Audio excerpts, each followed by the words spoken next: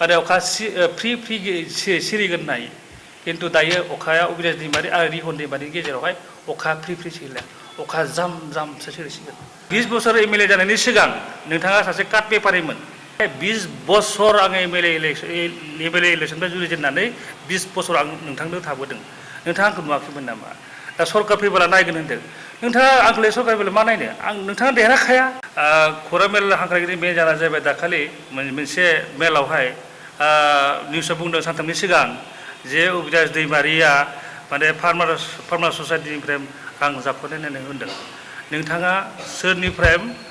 तथ्य लानानै आंखौ जाख'नाय होननानै बुंदों बिनि फोरमान नोंथाङा आंनो होनांगौ 2 नम्बर खौरां बुंदों सरकार फैब्ला अबिनाशखौ नायगोन होननानै बुंदों आङो सार नोंथांजोंहाय 20 बोसोर आं एमएलए इलेक्सननिफ्राय जुरिजेननानै 20 बोसोर आं नोंथांनो थाबोदों नोंथाङा आंखौ नुवाखैमोन नामा दा सरकार फैबोला नायगोन होनदों नोंथाङा आंखौलाय सरकार फैबोला मा नायनो आं नोंथाङा देरहाखाया बेखौ आं नायनो खुनु मुलाम्फा गैया रिहन दैमारिया सारा बुंदों आंखौ माने अबिनाशआल' धोनि जादों होननानै किन्तु जोंनि गोदो गोदायनिफ्रायनो आंनि आइ आफा आरो न'खरा जोंनिया आबाद मावना जाग्रोबाय था आरो जोंहा सोलिनाय अबस्था जेरै दोङो एसांनो जोंहा दोङो आं बेखौनो बुंनो थाङो अबिनाश दैमारिया 37टा सेल्फ हेल्प ग्रुपनो 13 लाख रां गभ अफ इन्डियानिफ्राय रां लाबोनानै होदोंमोन किन्तु दिनै नोंनि सरकारनि समावहाय 20 बोसोर एमएलएनि समावनो बे फैसा लाबोदोंमोन किन्तु नोंथाङा आबादारिफोरनो सेल्फ हेल्प ग्रुपनो खैजोननो नोंथाङा मा होनना बुङो रांनि अनसुंथाइ होनो हादों नोंथाङा आंनो बेखौ फोरमान हो किन्तु थेवब्लाबो आङो पावाराव गैयाबाबो सासे आबादारिबाबो गभर्नमेन्टनि आंनि मावनाय एक्टिभिटिसखौ नुनानै गभर्नमेन्टआ फोथायनानै आं सेल्फ ग्रुपनो 13निफ्राय 14 लाखनि गेजेराव आं होनो हादों आरो बिथांमोननिखौ नोंथाङा सोंनांगौबा आं नोंथांमोननो खिन्थिनो हागोन आरो बुंबावदों जे Abinash Daimaria गभ of इन्डियानिफ्राय बानाना fibre industry ससाइटियाव लाबोनो हादों बे खोथाया रोखा नोंथाङा नायनो हायो जे पिडिएफआव बे इन्डास्ट्रिया जिरायगासिनो दङ आंहा गोबां farmers awareness best of the फार्मार्सनि आंहा एवारनेस मोननाय आंहा दङ किन्तु नोंथाङा 20 बोसोर एमएलए जानायनि सिगां नोंथाङा सासे काट पेपारिमोन थेवब्लाबो दायो आं नुनो मोनदों नोंथांनि माबाखौ माने डिजिग्नेसनखौ नोंथाङा धन आरजिनायसो एवार्ड मोननो नोंथाङा समायो आरो बिनि बादै जेबो समाया आं बेखौ बुंबावनो नागिरदों इउपिए सरकार फैनाय लोगो लोगोनो बा प्रमद बर' सरकार फैनाय लोगो लोगोनो एपिसिफोरनो फार्मार प्रडिउसार कम्पानि जायखौ ससाइटि बुङो बिथांमोननो जोङो 2 लाख करि जोङो होनो हादों आरो नोंथांनि जे हाग्रामा सरकार बिपिएफ सरकारनि समाव नोंथांमोना एपिसि बा फार्मार प्रडिउसार कम्पानि नोंथांमोना खै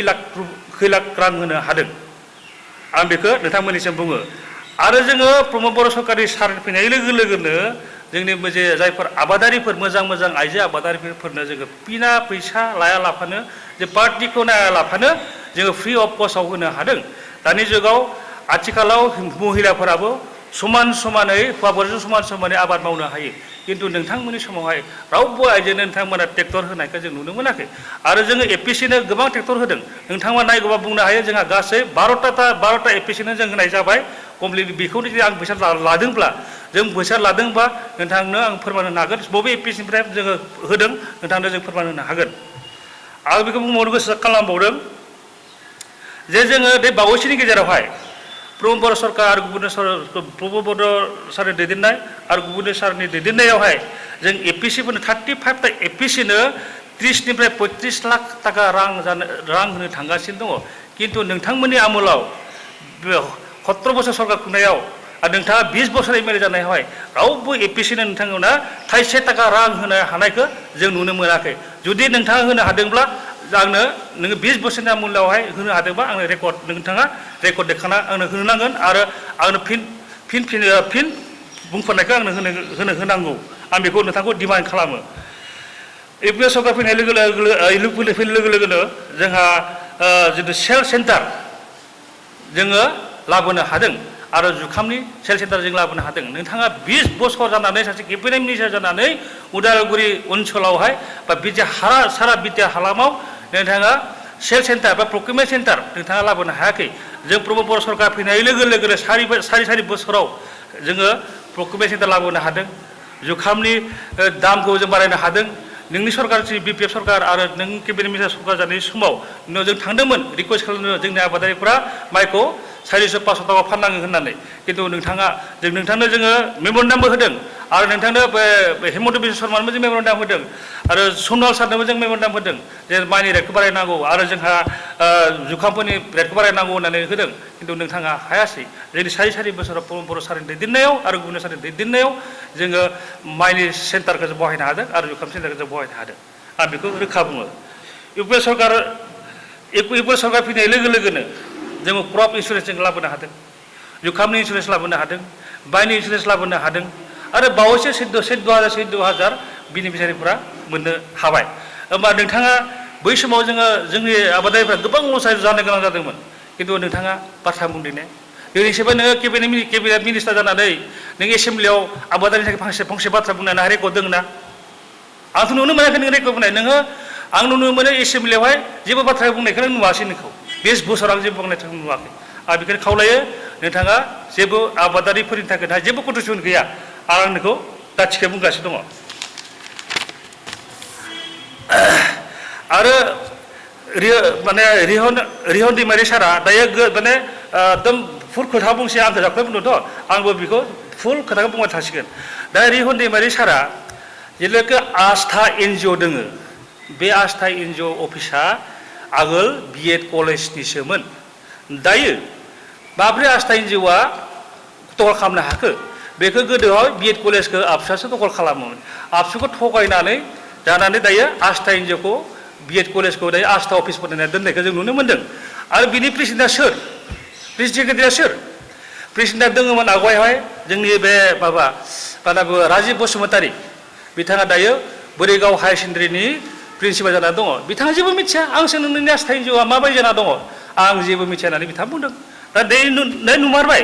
जे आस्था NGOनि गासै थाखा फैसा लुथिनाया रिहन सारानो होननानै देखा रायजोफ्रा मिथिखागौ आस्था NGOआ सोर होननाय रिहननिनासो बुंखायो बयबो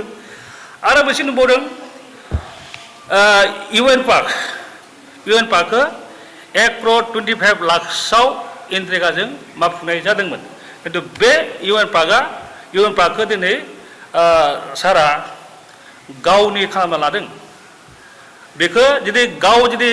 गावनि फैसाजों बानायनायबा आलादा खोथामोन खिन्थु गभर्नमेन्टनि फैसाजों बिथाङा UN पार्कखौ बिजनेस खालामदों बर' जोंनि फादार अफ बड' UN ब्रह्मखौ बिथाङा बिजनेस पटेसआव लांदों आरो बेखौ बिजनेस खालामदों जोंनि बड' पार्कखौ हायोब्ला बे UN पार्कखौ दाम दाननानै रिहन दैमारि पार्क होनायासो मोजां जागोन आं बेनिखायनो बिटिआर सरकारखौ खावलायो अति हुनकाले बे UN पार्कखौ जाहाथे बड'फाया बिजनेसाव लांजाया जाथों बड'फानि नाम लानानै बिजनेस दा खालामथों आं बेखौनो खावलायदों जे UN पार्कखौ अति हुनकाले बेखौ दाननानै गभर्नमेन्टनि मोनसे पार्क बनायनांगौ होननानै आङो बिटिआर सरकारखौ आं खावलायो आरो नुनो मोन्दों धनसिरि रिजर्टखौ कौटि थाखा खरस खालामनानै गभर्नमेन्टनि फैसाजों बानायफुंनाय जादोंमोन खिन्थु रिहन दैमारिया धनसिरि रिजर्टखौ 100 बोसोरनि लिजाव लादों बेखौनो आं खावलायो होमबा जाफुंनाया सोरनि फैसाजों दिनै धनसिरि रिजर्टखौ लुदों रिहन सारा गावनि पकेटजों बानायफुंनाय नामा बे गभर्नमेन्टनि फैसा जोंनि आसाम गभर्नमेन्टनि बिटिआर गभर्नमेन्टनि फैसाजोंसो बानायफुंनाय जादोंमोन दिनै रिहन सारा दिनै बे धनसिरि रिजर्टखौ बैरगुन्दाव थानाय धनसिरि रिजर्टखौ गावनो जब्द खालामना लादों आं बेखौनो आरो खावलायो जोंनि बिटिआर सरकारखौ जे धनसिरि रिजर्टखौ हायोब्ला अति हुनकाले गभर्नमेन्टनि आखायाव लांफिननांगौ होननानै आं दाबि खालामो आरो आं बनायबावदों जे उदालगुरियावहाय बड'लेण्ड हेरिटेज एग्र' टुरिजम बनायदों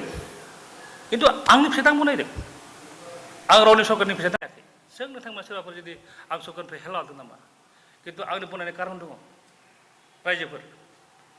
बेवहाय बड'लेण्ड हेरिटेज एग्र' टुरिजमावहाय जोंहा खेथि बाथि जोङो मावफुंनाय जायो जों माल्टा गायदों थाइजौ गायदों खान्थाल गायदों अनेक जों गायदों नोंनि धनसिरि रिजर्टआव मा दं नोंनि धनसिरि रिजर्टआव आरो माने दुखान दङ आरो थाग्राल' दङ बेबायदि जेबो गैया आरो बे जोंहा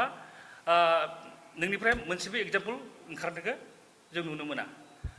आं बुंबावो उदालगुरि डिस्ट्रिक्टआव उदालगुरि टाउनावहाय रिहन सारा बिगा हा बायदि दङ उदालगुरियाव बुंनो थाङोब्ला सबसे लेन्डलर्ड बुंनो थाङोब्ला रिहन सार दैमारियानो जागोन आरो बिथाङा माहा बेसेबां थाखा मोनखो बे जाख्ल'आबा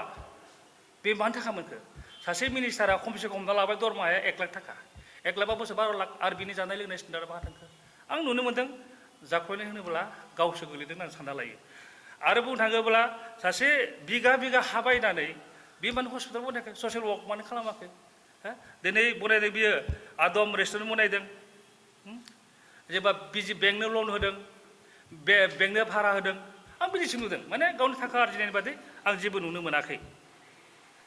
आरो बुंनो थाङोब्ला उदालगुरि डिस्ट्रिक्टआवनो माने बागाना बेहा 500 बिगानिफ्राय 1000 बिगानि गेजेराव निस्सय जानांगौ